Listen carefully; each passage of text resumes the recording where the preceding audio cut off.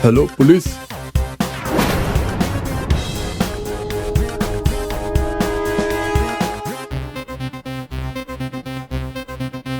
मरने वाले का नाम दिनेश गुप्ता था और ये रोहताश कंपनी में काम करता था। सर मैंने लोगों से पूछा तो लोगों ने कहा किसी ने भी गोली मारने वाले को नहीं देखा।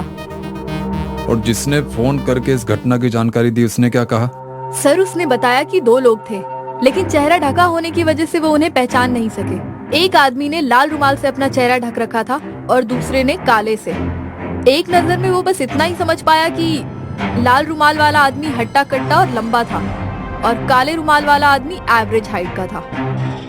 एक काम करो, यहाँ आसपास के जितने भी सीसीटीवी हैं सबके फुटेज कलेक्ट कर लो। शायद लाल और काले रुमाल वालों की कोई और भी क्लू मिल जाए।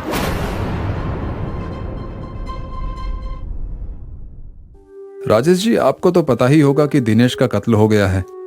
यस सर, वो हमारी ही कंपनी का कलेक्शन एजेंट था। क्या दिनेश का किसी से कोई विवाद था? ऑफिस में तो किसी से नहीं था, बाकी सर हमारे काम में कलेक्शन को लेकर कुछ ना कुछ तो लगा ही रहता है। कल दिनेश किससे कलेक्शन लेने गया था? सॉरी मैम, ये पता नहीं है। पता नहीं है से क्या मतलब आपका? मैम, कलेक्शन एजेंट्स के पास रिकवरी की एक लिस्ट होती है। उस लिस्ट के हिसाब से जो उसे सबसे ज्यादा कंफर्टेबल लोकेशन लगती है वो वहां चला जाता है, जिसकी इन्फॉर्मेशन हमें क्लोजिंग इन्फॉर्मेशन में ही मिलती है। अनफॉर्चुनेटली दिनेश की क्लोजिंग इन्फॉर्मेशन आने से पहले ही उसके साथ मिस हैपनिंग हो गई, इसलिए हमें नहीं पता कि वो कहाँ कहाँ गया था कल। लिस्ट कहाँ है?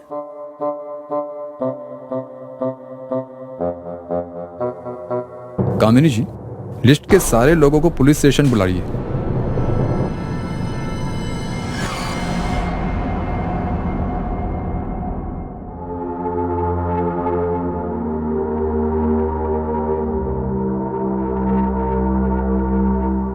आप सब जा सकते हैं। सर ये तो शॉकिंग है। दिनेश ने मरने से पहले सक्सेना, गुप्ता और शर्मा से 3 लाख का कलेक्शन किया था। इसका मतलब? यू आर राइट कामिनी जी, ये कत्ल पैसों के लिए ही हुआ है। लेकिन सर लुटेरों को कैसे पता चला कि दिनेश के पास इतने पैसे हैं? यही सवाल है कामिनी जी। एनीवे, वो सीसीटीवी फुटेज का क्या हुआ? आपकी टेबल पर है।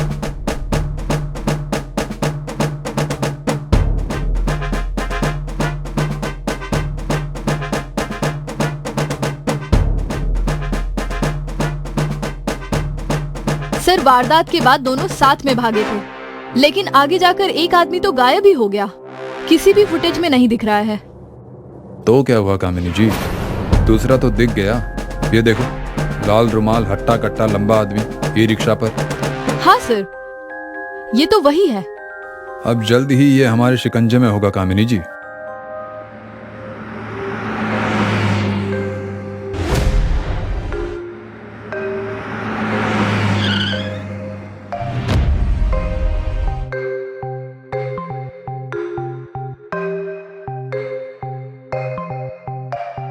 हाँ हाँ साहब, मैं जानता हूँ, ये लखन भैया हैं।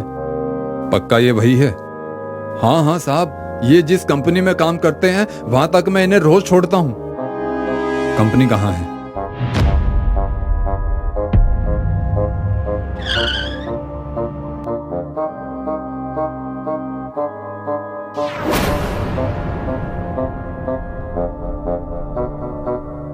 लखन नाम का आदमी यहाँ काम करता है?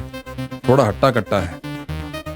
हाँ सर, यही काम करता है, पर एक हफ्ते से लखन और उसका दोस्त जीतू दोनों अपने गांव खंडवा गए हैं। उनका कोई फोन नंबर, कोई फोटो है? फोन नंबर तो नहीं है सर, दरअसल वो दोनों फोन यूज ही नहीं करते, लेकिन फोटो है मेरे पास। कामिनी जी दोनों बहुत होशियार हैं। कोई उन्हें ट्रेस ना कर पाए इसलिए फोन यूज नहीं करते, लेकिन उनको पता नहीं है राठौर से बचना मुश्किल ही नहीं, नामुमकिन है।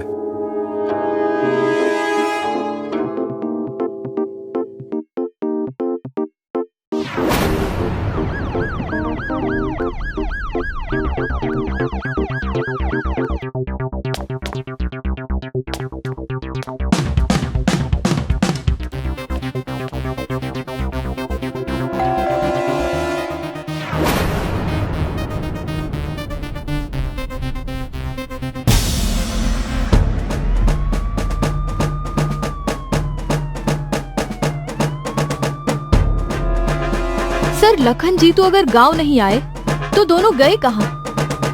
बरसात के मौसम में तन्हाई के आलम। माफ करना साहब। सलाम साहब, मैं रघु साहब। सब मैंने पी नहीं है। वो तो मेरे दोस्त लखन और जीतू बड़े शहर से आए तो थोड़ी पी ली, कसम से साहब। लखन और जीतू? हाँ साहब, लखन और जीतू मेरे यार, जाने जिगर, दुखों के साथी, मेरे हम प्याले, मेरे हम प्याले। अरे वाह, ऐसा है तो हमें भी मिलवा दो उनसे, 2 घूंट हम भी मार लें आपके प्याले ख्यालों के साथ। साहब बेबड़ों का तो एक ही ठिकाना, 24 घंटों में जब मौका मिले लगा दो ठेके का निशाना। वही मिलेंगे साहब। और ये वही जगह कहाँ है रघु जी? कितना मीठा बोलती हैं आप। सुनिए, ये लखन और जीतू जब भी शहर से कमाकर लौटते हैं तो अपने गांव के घर में घुसने से पहले 15-20 दिन अंग्रेजी शराब के ठेके पर ही दिखते हैं। जब ठेके पर नहीं होते तो जाने कहाँ मौज करते हैं, किसी को कुछ नहीं पता। तो ये ठेका कहाँ मिलेगा? इसी रोड पर सीधा 3 किलोमीटर आगे जाइए साहब, मिल जाएगा। ओके, थैंक यू रघु जी। साहब बुरा ना माने तो उन्हें कहा पर चखना पैक करके लाने के लिए कह देना। ठीक है, बोल दूंगा रघु जी। आप कितने अच्छे वाले साहब हैं। जय साहब, बरसात के मौसम में तन्हाई के आलम में। जिंदगी हो तो ऐसी, एकदम मस्त, नो टेंशन। क्यों कामिनी जी? Yes sir. तो चलिए, अंग्रेजी शराब का ठेका इंतजार कर रहा है हमारा।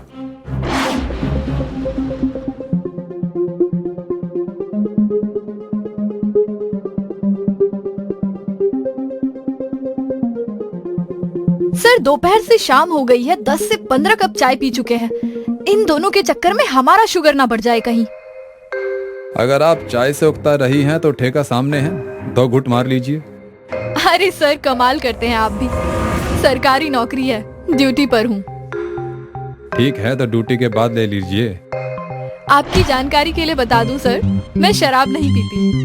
पीती नहीं हो तो जीती कैसे हो? ये चाय पीकर। सर वो दोनों आ गए।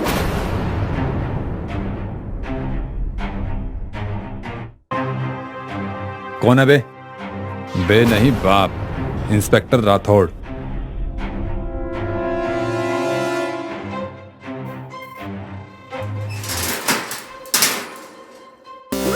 अब जल्दी से बको, तुम दोनों ने दिनेश को क्यों मारा? किसके कहने पर मारा, बोलो। हमने उसे किसी के कहने पर नहीं मारा साहब, उसकी किस्मत खराब थी जो उस दिन वो हमारे हाथ लग गया। हम तो उससे बस उसका बैग छीनना चाहते थे, पर बहुत दम था उसमें। वो हम पर भारी पड़ने लगा तो गोली चल गई। तुमने चंद पैसों के लिए बिना किसी हिचक के एक मासूम की जिंदगी छीन ली। अब तुम्हारे इस अपराध की सजा तुम्हारी जिंदगी छीनेगी तुम दोनों से। फांसी होगी तुम दोनों को, फांसी।